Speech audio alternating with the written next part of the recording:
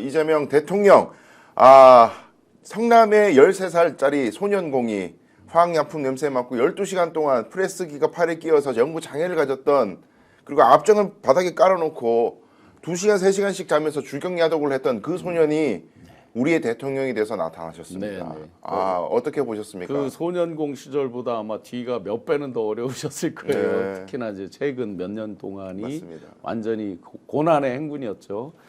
죽을 고비가 여러 번 있었죠. 물리적으로 죽을 고비, 네. 또 사회적으로 죽을 고비, 심리적으로 죽을 고비들이 다 정말 뭐 도처의 지뢰밭이었는데 그 지뢰밭을 다 넘고 산 넘고 물 건너서 다 극복해내고 결국 이제 완전히 새로운 진짜 대한민국을 만드는 그 첫 출발선에 오늘 이제 서게 됐습니다. 네. 감회가 저도 새롭고 저도 작년 10월 말에 10월 27일 날 명태균 게이트에 그 여론조사 불법 여론조사를 처음 이제 뉴스타파랑 공개한 이후에 네. 이제 고난의 행군이 시작이 돼서 그럼요. 11월 초에 이제 예화랑 거 댓글 부대 건 뭐 해서 한 지금까지 공개한 게 한 20건 정도 되는 것 같은데 네.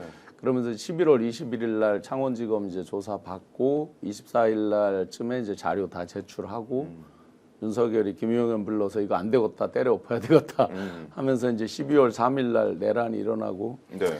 민주당의 세미나를 한번 갔더니 김남근 의원께서 소개를 할 때 네. 내란 촉발자 신용한 교수 왔다고 내란 이렇게 말하는데 웃기기도 하지만 또 가슴이 뭉클하기도 하고 예.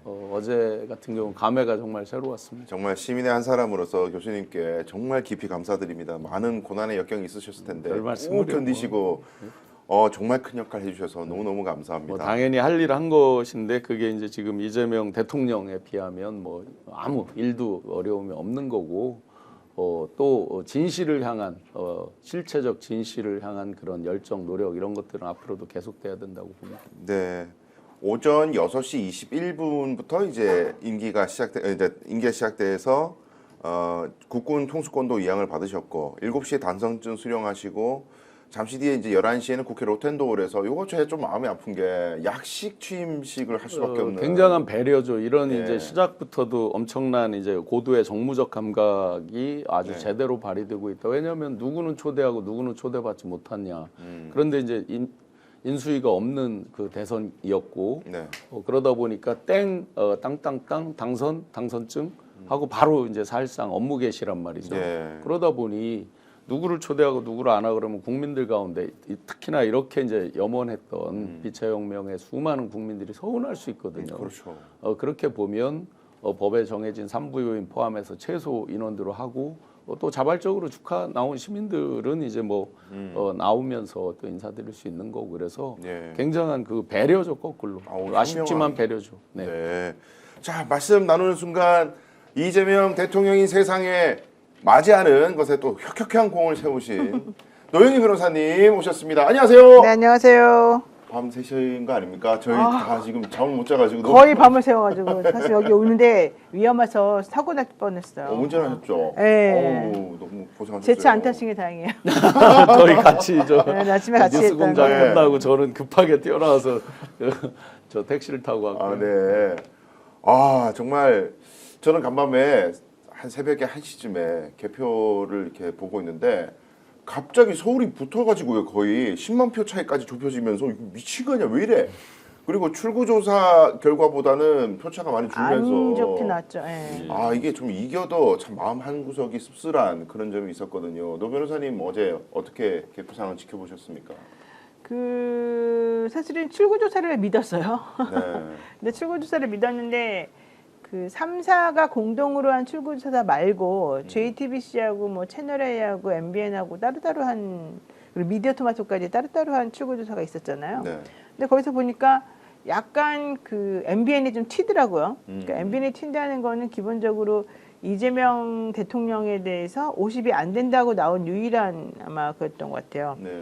그래서 그걸 보면서 MBN 역시 좀 저쪽 사람들하고 친하니까 저렇게 결론이 났을까 이제 그리고 넘어가려고 그랬어요.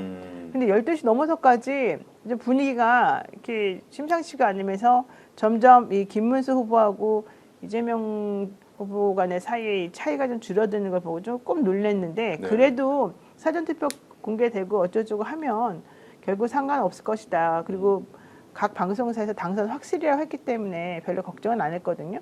그래서 이제 아침에 제가 어제 1시 넘어서까지 그걸 확인을 하고 방송까지 하고 그리고 이제 아침에 일어나서 이 다른 방송 때문에 일어나서 나왔는데 49점 몇으로 그리고 여기는 41점 몇으로 이게 다 달라진 거예요. 그래서 네. 내가 깜짝 놀래서 야 역시 진짜 이게 쉬운 일이 아니구나. 게다가 보수 결집 우리가 막판에 본투표 때 보수 결집하는 걸 깜짝 봤잖아요. 네.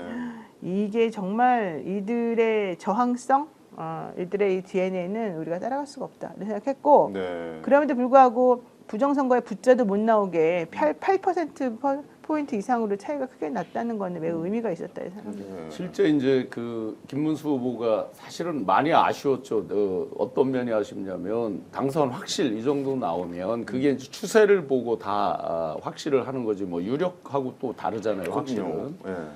저희가 이제 11시 반 정도 되면 이번 같은 경우는 확실 나오겠다 했더니 진짜 그쯤에 나오더라고요. 그러면 바로 사실은 승복도 하고 네. 축하를 하고 그런 다음에 이재명 당선인이 이제 당사 앞에 가서 지지자들에게 인사하고 이러면 모양새가 훨씬 좋죠. 그렇죠. 어차피 승복을 한다면. 그런데 한동안 안 하고 새벽에 했잖아요. 1시 반에, 넘어서? 1시 네. 반에. 지지자들이 찾아와서 승복하지 말라고 엄청 난리를 쳤다는 거 아니에요. 네. 그리고 실제 승복하고 나서도 그 구구 사람들이 왜 승복했냐고 그렇게 난리를 치고. 아이고. 그래서 이번 이제 대선이 주는 여러 가지 함의가 있어요. 이제는 이재명 대통령도 어떤 뭐 한 진영을 대표한다든지 한 당을 대표하는 게 아니죠. 대한민국의 대통령이에요. 이렇게 내란의 상처를 딛고 내란 세력, 친위 쿠데타 세력을 깨끗이 일소를 하는 숙제도 있지만 네. 국민 통합적 가치, 갈등을 또 치유해야 되는 이런 이제 큰 숙제를 안고 있는 거죠. 그렇습니다. 봉합과 통합은 다르다 개념 규정을 잘 해주셨어요 대통령께서 이미 후보 당시에. 네. 그런데 이번에 이제 그렇게 노력을 하고 내란 이후에 치러진 대선인데도 TK에서 21에서 23, 네. 경북에서 23에서 25, 2% 올라간 거예요. 네. 우리가 이제 30을 넘느냐 아니느냐 또는 좀 더 기대하면 35까지 가느냐도 있었지만 이런 상황이었단 말이죠. 그리고 김문수 후보가 그 와중에 치러지고 어떻게 보면 급조된 후보인 셈이잖아요. 그렇죠. 그런데도 41.15%가 나왔단 말이죠. 자, 그러면 현실은 현실입니다.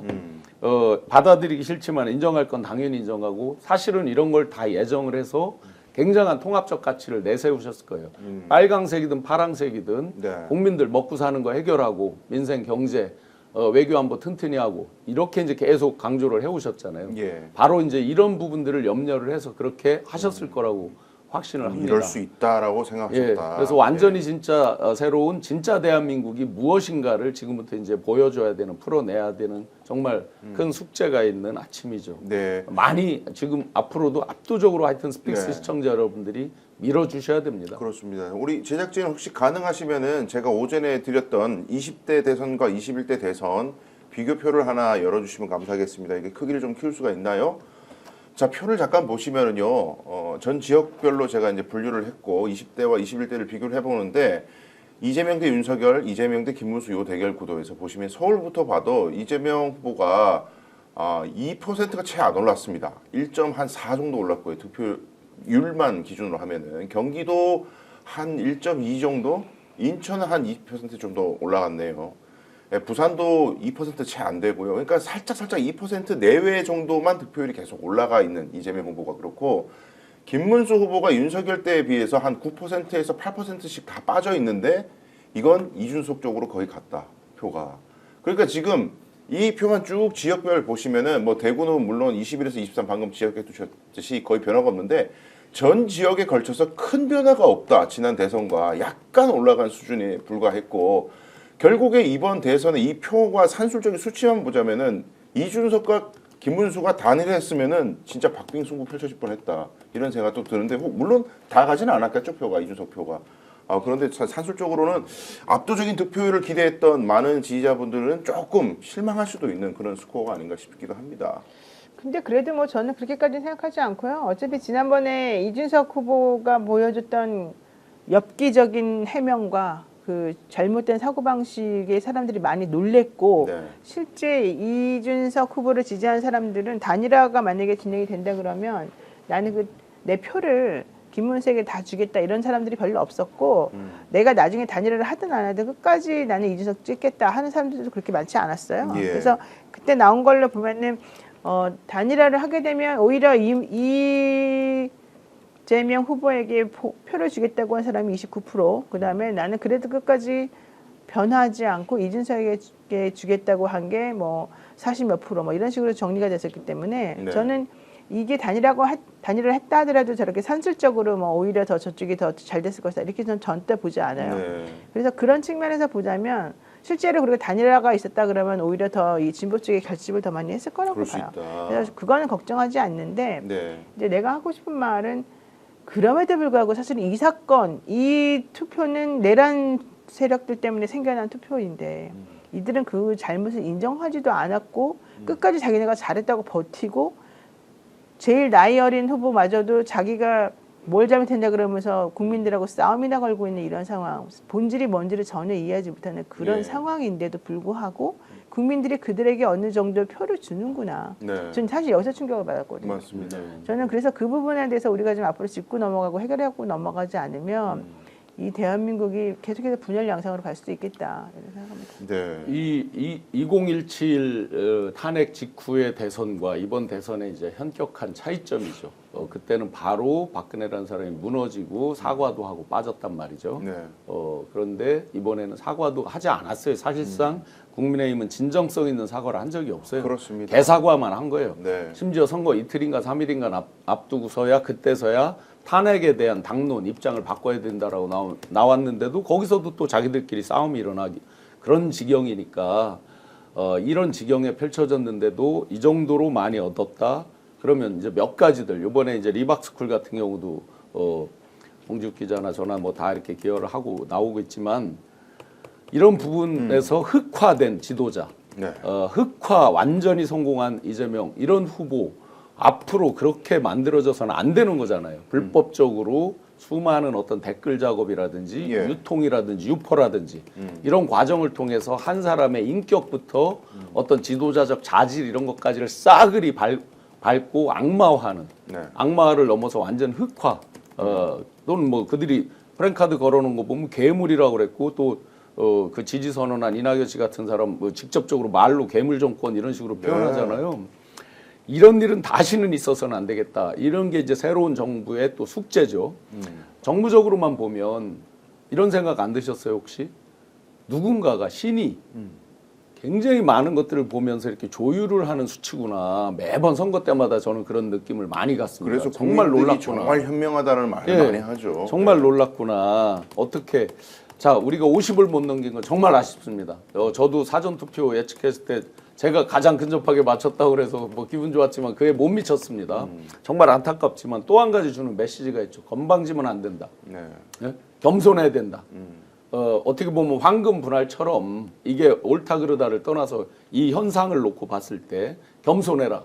이런 아주 강력한 메시지가 있고 또 하나 여기서 이제 정치적 함의로 보면 이준석 후보에 대한 사형 선고죠. 그렇습니다. 완벽한 사형 선고입니다. 네. 뭐 이준석 후보가 이제 지금부터 뭐 고난 뭐 이런 게 아니고 사형 선고입니다. 이유는 간단합니다. 비교해 보자면 3년 전에 정의당에서 네. 어떤 표 물론 그걸 산술적으로 합친다고 해도 옳지 말지는 알 수가 없어요. 그러나 그것 때문에 굉장히 그들도 힘들었어요. 많은 비난 비판을 받아왔어요. 네. 지금 더군다나 이준석 후보가 마지막 유세를 TK 하면서 본인이 앞으로 TK의 적자로 성장하겠다라고 선포를 한 것인데 TK에서 제가 볼 때 이거 20년 이상 극복 불가해요. 네. 예? 너 때문에 졌다. 완전히 낙인 효과. 그렇습니다. 안 그래도 배신자론이 있는 데다가 네.